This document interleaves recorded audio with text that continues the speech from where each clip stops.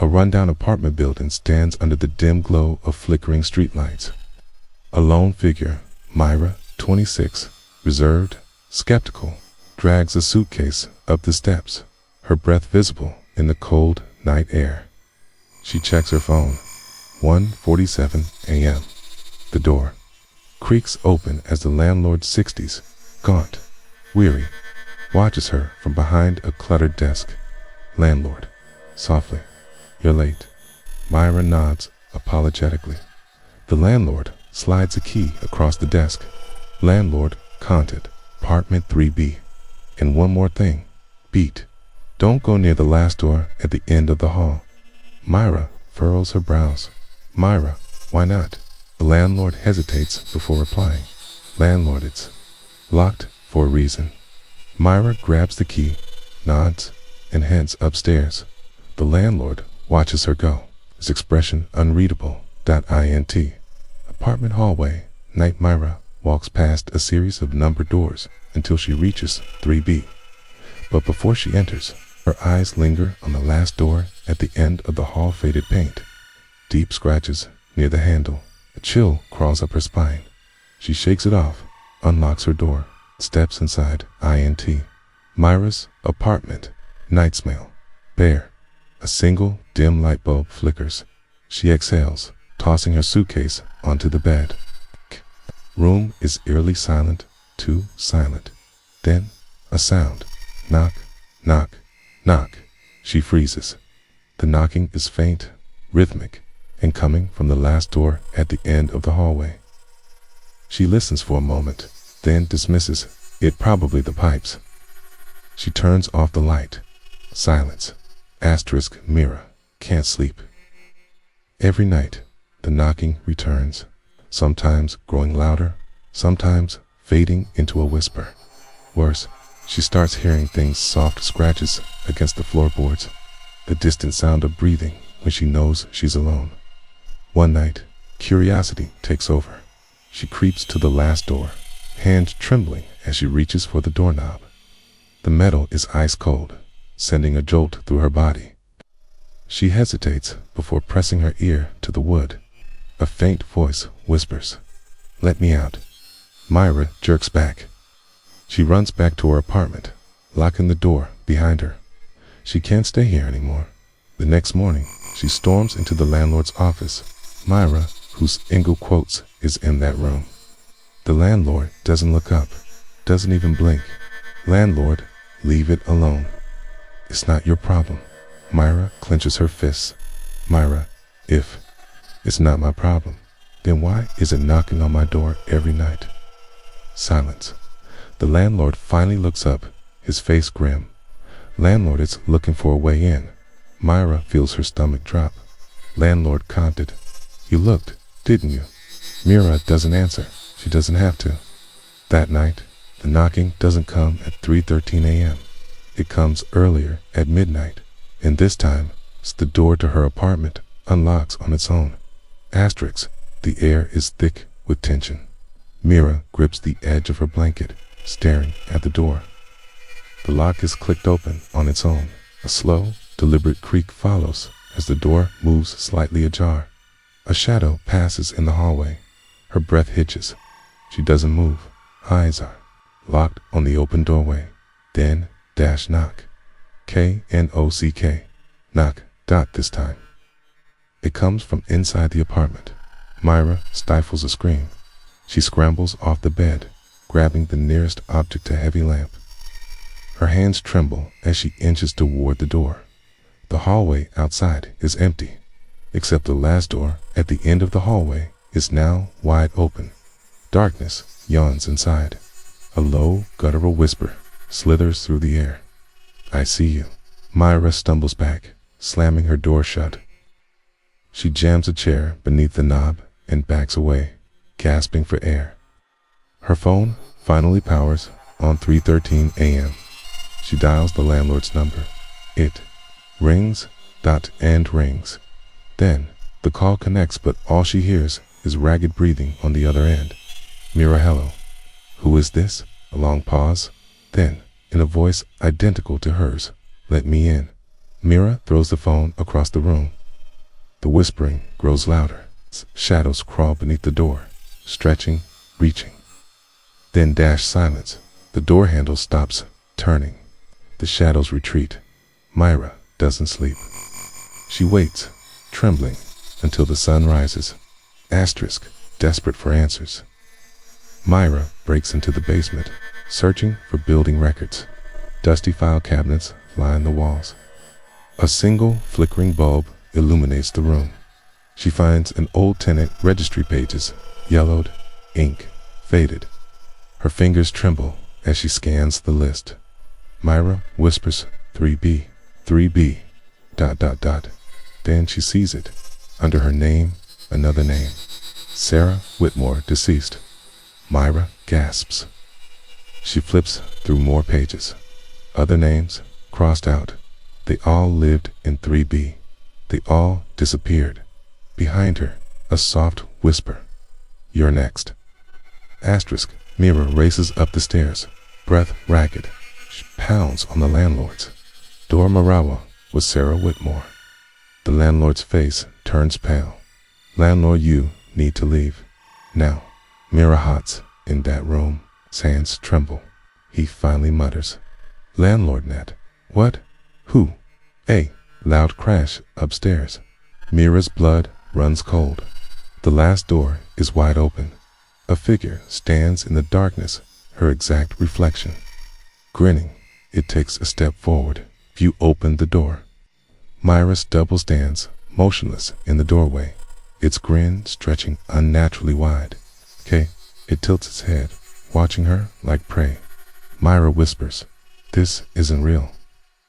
The doppelganger lets out a slow, ragged breath except Mira's chest. Feels heavy, as if the air itself is being pulled from her lungs. The lights in the hallway flicker, casting long, distorted shadows. The landlord stares at the figure with empty, resigned eyes. He's seen this before, landlord whispers. It knows you now. The double takes a slow step forward. Mira stumbles back, her heel catching on the threshold of her apartment. Doppelganger, you should have never looked. The door slams shut, rattling the walls. Mira gasps, her back pressing against the cold wood. Silence, then scratching. Inside her apartment, she whips around. The lights dim. The mirror on the far wall begins to distort, the glass warping like liquid. A whisper rises from within. You opened the door. Now I can open yours. The reflection reaches out a hand, identical to hers, presses against the glass, but as it pushes forward, its fingers distort into something too long, too thin, to wrong. Mira runs. Asterisk. She doesn't stop running until she reaches the basement. The records. She needs to know what happened to Sarah Whitmore. The basement feels different this time, darker, the air thick with something stale. The moment she steps inside, the light bulb bursts, plunging her into shadows. Her phone's flashlight flickers, a whisper from behind. It's not just Sarah. Mira whirls around, but the room is empty. She rummages through the files, her breath shallow. She finds more names, dozens, each one listed under 3B, each one crossed out. Then a final note, scribbled in shaky handwriting. If you hear the knocking, never answer. If you see the reflection, never acknowledge it. It speaks in your voice run. It's the moment she reads it. Her phone screen distorts her reflection, grins back at her. It's too late. The screen shatters. Asterisk. Mira bolts upstairs. She pounds on the landlord's door. Mira, tell me what's happening. The landlord's face is pale, his hands shaking. Landlord, you saw it, didn't you? Mira panting. It's in the mirror. His eyes darken. Landlord, not in the mirror. Through the mirror. A loud knock from the hallway. Mira freezes. A second knock. The landlord's breath shudders. Landlord whispers. The third knock means it's already inside. Knock. The apartment goes silent. Mira turns, just as her apartment door creaks open. Asterisk. Inside, her apartment looks wrong. The furniture is slightly off, the walls warped, and sitting on her bed, her doppelganger. It smiles, holding out a hand. Doppelganger, you're tired. I can take your place. Mira's body feels heavy, her mind foggy. A voice in her head whispers, let it happen. She stares at the outstretched hand, her own fingers twitching. For a moment, she wants to. Then she sees it in the mirror behind the double. Her real reflection trapped, pounding, screaming. Mira lunges for the mirror. Just as the doppelganger grabs her wrist, the room shatters. When Mira opens her eyes, everything is dark. No apartment, no walls, just an endless void. A mirror stands in front of her. Through it, she sees her apartment. Her doppelganger is there, living her life, sleeping in her bed. Wearing her face, Mira pounds on the glass. Mira, no, let me out. Lie. Double turns, smiles. Doppelganger, but you let me in. Reaches forward. Mira feels an invisible force pulling her back. She screams, but there's no sound. Then the mirror vanishes, and Mira is alone, forever. A month later, a new tenant drags a suitcase up the stairs. She checks her phone. It's 1:47 a.m. The landlord watches her. Landlord, you're late? He slides the key across the desk. Landlord, contact, apartment 3B, and one more thing, beat. Don't go near the last door at the end of the hall. The tenant hesitates. Tenant, why not? The landlord looks at her, his eyes hollow. Landlord, it's locked for a reason. As the tenant heads upstairs, K-L-Y-E turns to the dusty tenant registry. A new name is written under 3B, and beneath it one word, crossed out, asterisk, a K. The new tenant Emily pauses outside 3B. Before she enters, her eyes drift to the last door. The scratches, the faded paint. A chill runs down her spine. She shakes it off, opens her apartment door. That night, knock, knock, knock. The knocking is faint, rhythmic, coming from the last door at the end of the hall. Emily listens for a moment. Key, then dismisses it. Probably the pipes. She turns off the light. Silence, then a whisper, let me in. Emily's eyes snap open. She is not alone. The mirror at the foot of her bed shimmers, and from inside it Mira watches, helpless, trapped, as Emily, unaware, reaches toward the door. Emily stares at the last door, the whisper still echoing in her mind.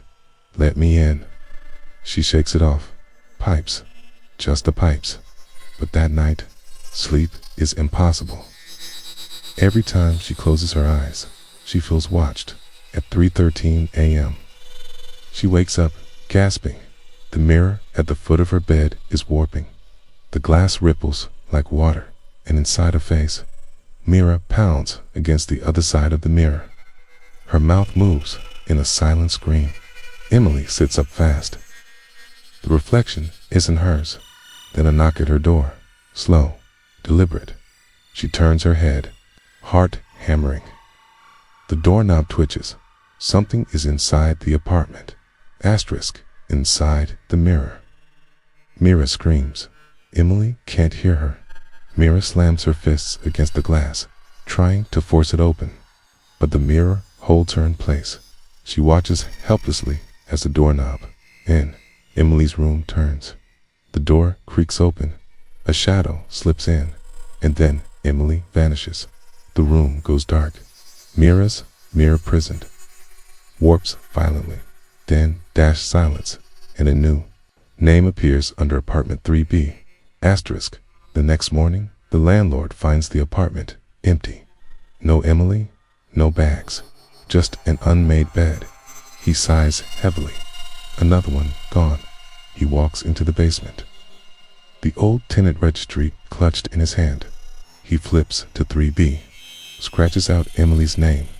Then, in trembling handwriting, he writes, "Next." His hands shake as he places the book back on the shelf. Then he hears it. A whisper. You should have never let us in. The basement light flickers. The landlord spins around, but the room is empty. For now. Asterisk. Days pass. A new tenant moves into 3BA new. His name is added to the registry, and every night the knocking begins again. But this time, the mirror doesn't just whisper. It laughs, and inside, trapped forever, Myra and Emily scream. Asterisk. Years later, the apartment remains cursed. Some tenants stay for months. Some disappear within days. The landlord stops asking questions. He knows the mirror chooses. Then, one night, an old woman arrives. She takes 3B, but this time, she knows. She waits until nightfall, till the whispers start. She sits in front of the mirror and whispers back, I know who you are. The knocking stops for the first time in decades. Asterisk. The woman Margaret lived in 3B a long time ago, before the disappearances started, before the door at the end of the hall was locked. She survived because she never looked. But now she has returned. She pulls out an old photograph, a picture of Sarah Whitmore, the first victim. She presses the photo against the mirror. The glass warps. Inside, Myra and Emily appear, their hands pressed to the surface, begging. Margaret lifts a hammer and with a single, violent swing, shatters the glass. Asterisk. A horrible, inhuman shriek fills the apartment. Black smoke pours from the broken mirror. The entire building shudders, and then the last door at the end of the hall slams open. Inside, dozen figures stand, pale, hollow-eyed, the lost tenants. Sarah Whitmore steps forward. She looks at Margaret and smiles. Thank you. With one final, deafening wail, the shadows vanish, and the mirror is empty. Asterisk. The next morning, the landlord finds the apartment abandoned. The last door is open. But inside nothing. No shadows, no whispers, no knocking. And when he checks the tenant registry, something chills him to his core. All the crossed out names gone, like they were never there. The book is completely blank. For the first time in years, apartment 3B stays empty. The landlord locks the door and walks away forever.